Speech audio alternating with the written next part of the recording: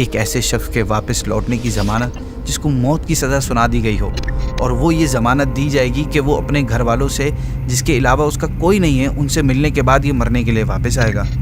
یہ ضمانت کوئی ایسی ضمانت نہیں تھی، بلکہ یہ گردن کی ضمانت تھی، جان کی ضمانت تھی کہ اگر وہ دیہاتی واپس آ گیا تو خیر، ورنہ تلوار سے ضامن کی گردن اڑا دی جائے گی۔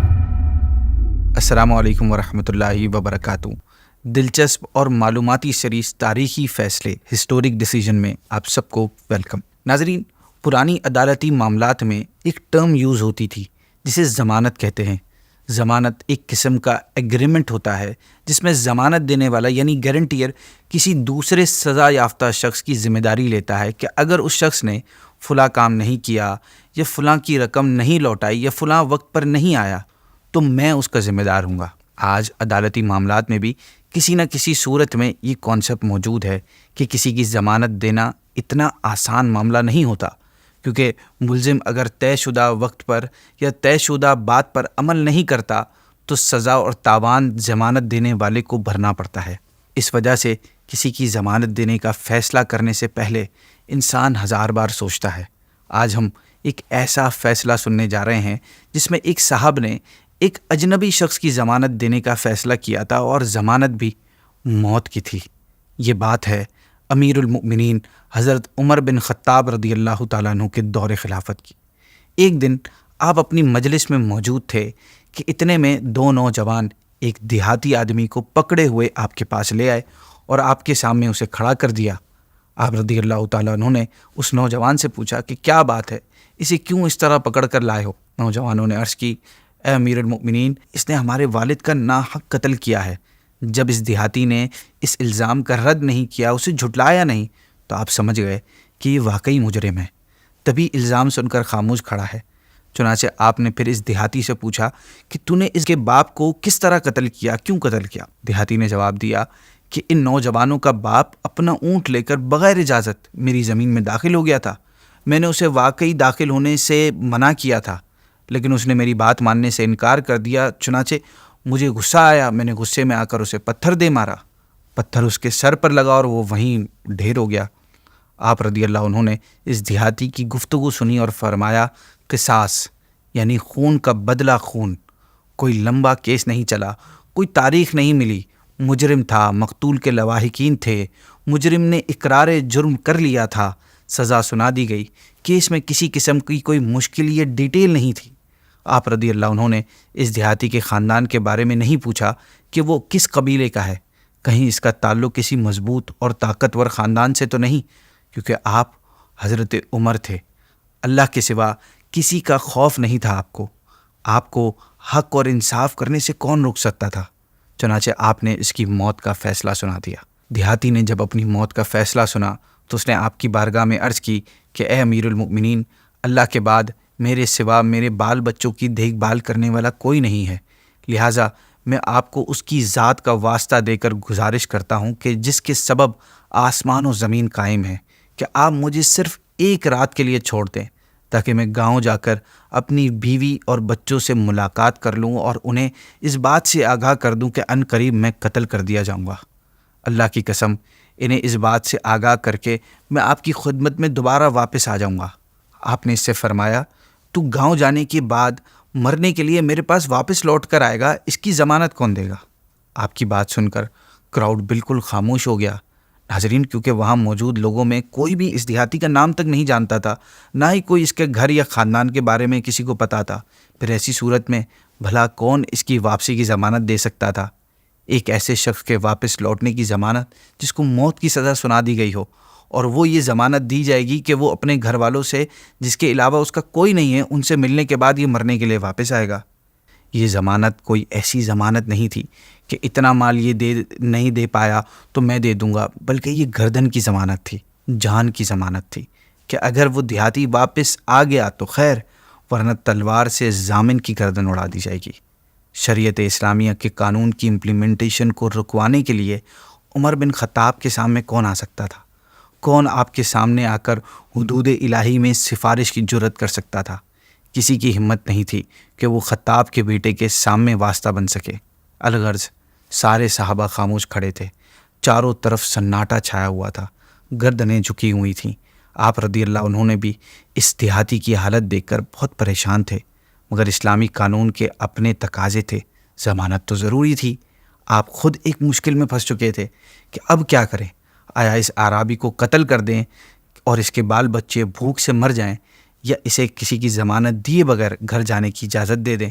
پھر اگر واپس نہ آیا تو شریعت کا حکم، مقتول کا قصاص، سب یوں ہی رہ جائے گا۔ سارا مجمع خاموش تھا۔ عمر فاروق رضی اللہ عنہ نے تھوڑی دیر اپنا سر جھکائے رکھا اور پھر مقتول کے دونوں نوجوان بیٹوں سے فرمایا، کیا تم دونوں اس قاتل اعرابی کا جرم معاف کر سکتے ہو؟ نوجوانوں نے عرض کی، نہیں اے امیر المؤمنین، اپنے باپ کے قاتل کو کیفر کردار تک پہنچائے بغیر ہم نہیں چھوڑ سکتے۔ ان کا جواب سننے کے بعد آپ خود مجمع کو مخاطب کر کے فرمایا، اے لوگو، کون مجھے اس اعرابی کی ضمانت دے سکتا ہے؟ ناظرین سب خاموش تھے۔ اعرابی پریشان تھا، رحم کا طلبگار تھا، ادھر ادھر دیکھ رہا تھا کہ کوئی اس کی حالت پر رحم کھائے، کوئی اس کی ضمانت دے دے۔ اس اعرابی کی پریشانی دیکھ کر، اس کے حال پر رحم کھاتے ہوئے ایک شخص نے اس اعرابی کی ضمانت دینے کا فیصلہ کیا۔ اچانک مجمع میں ایک بلند آواز آئی، اے امیر المؤمنین، میں اس اعرابی کی ضمانت دیتا ہوں کہ یہ واپس لوٹ کر آئے گا۔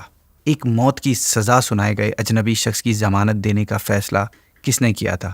وہ ہستی جلیل القدر صحابی حضرت ابو ذر غفاری رضی اللہ تعالیٰ عنہ تھے۔ آپ کے کلمات سننے کے بعد عمر فاروق نے فرمایا، یہ قتل کی ضمانت ہے، قتل کی۔ ابو ذر نے عرض کی، میں ضمانت دیتا ہوں چاہے یہ قتل ہی کی ضمانت کیوں نہ ہو۔ آپ نے پوچھا، کیا آپ اس دیہاتی کو پہلے سے جانتے ہیں؟ ابو ذر نے کہا، آج سے پہلے میں اس سے کوئی میرا واسطہ نہیں پڑا، میں اسے نہیں جانتا۔ امیر المؤمنین نے فرمایا، پھر کس بنیاد پر آپ اس شخص کی ضمانت دے رہے ہیں؟ کس چیز نے آپ کو اس اجنبی کی ضمانت دینے پر کے فیصلے پر ابھارا؟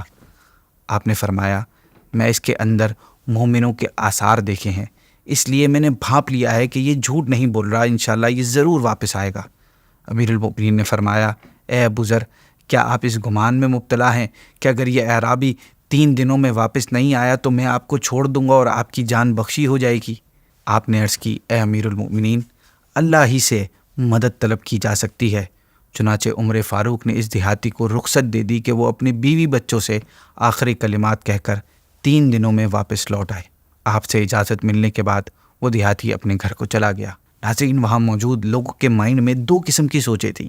ایک حضرت ابو ذر غفاری کے فیصلے کو درست مان رہے تھے، جبکہ دوسروں کے ذہنوں میں طرح طرح کے خیالات آ رہے تھے کہ اگر وہ واپس نہیں آیا تو عمر فاروق تو اسلامی معاملات میں کسی کا لحاظ نہیں کرتے، مگر حقیقت کو ہی نہیں جانتا تھا کہ آپ کے اس فیصلے سے کیا ہونے والا تھا۔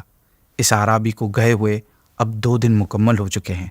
تیسرے دن جب دیہاتی نہ پہنچ سکا تو عمر فاروق نے مدینہ منورہ میں عصر کے وقت لوگوں کو جمع کرنے کا اعلان کرا دیا۔ قصاص طلب کرنے والے دونوں نوجوان حاضر ہو گئے۔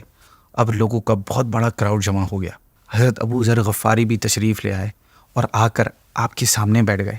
آپ رضی اللہ عنہ نے ابو ذر غفاری سے پوچھا کہ دیہاتی کہاں ہیں؟ آپ نے عرض کی، مجھے نہیں معلوم ہے امیر المؤمنین۔ ناظرین، ابو ذر غفاری اس وقت مسلسل سورج کو دیکھ رہے تھے جو تیزی کے ساتھ ڈھل رہا تھا۔ تمام صحابہ کرام خاموشی کے ساتھ حیران اور پریشان سر جھکائے بیٹھے ہوئے تھے۔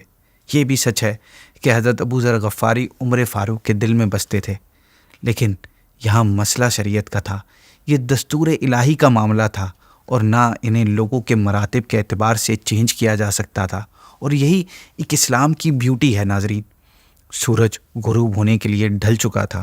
سورج سے تھوڑا پہلے، غروب سے تھوڑا پہلے سورج کی سرخی نظر آنے لگی تھی اور چند ہی لمحوں میں اب وہ پوری طرح سے غروب ہونے والا تھا اور تیسرا دن اپنے اختتام کو پہنچنے والا تھا کہ اچانک وہ اعرابی سامنے سے آ گیا۔ اس کے دیکھتے ہی عمر فاروق نے بلند آواز سے اللہ اکبر کا نعرہ لگایا۔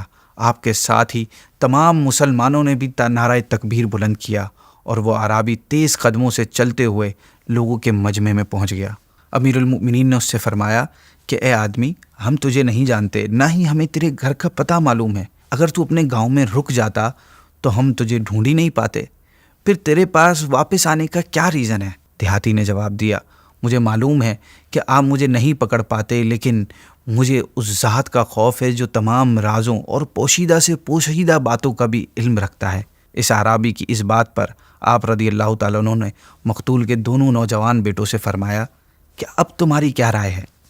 ان دونوں نوجوان نے روتے ہوئے عرض کیا امیر المؤمنین، اس دیہاتی کے سچے ہونے کی وجہ سے ہم اسے معاف کرتے ہیں۔ اس کی معافی کا سنتے ہی امیر المؤمنین نے فضا میں اللہ اکبر کا ایک زوردار نعرہ لگایا اور آپ کی آنکھوں سے آنسو بہنے لگے۔ ناظرین، حضرت ابو ذر غفاری رضی اللہ عنہ کے اس اعرابی کی ضمانت دینے کے فیصلے نے اس اجنبی اعرابی جس کے نام سے بھی کوئی واقف نہیں تھا، نہ صرف اس کی جان بچائی بلکہ اس ضمانت کے قصے کو تاریخ کی قیمتی اوراق کا بھی حصہ بنا دیا۔ اب اس کے تاریخی فیصلے کی وجہ سے اب قیامت تک اس اعرابی کی سچائی کا قصہ سنایا اور اس سے سبق حاصل کیا جاتا رہے گا۔ اسی کے ساتھ ناظرین، آج کی ایپیسوڈ ہم اینڈ کرتے ہیں۔ انشاءاللہ کل آپ سے ایک نئے فیصلے کے ساتھ پھر ملاقات ہوگی۔ السلام علیکم ورحمۃ اللہ وبرکاتہ۔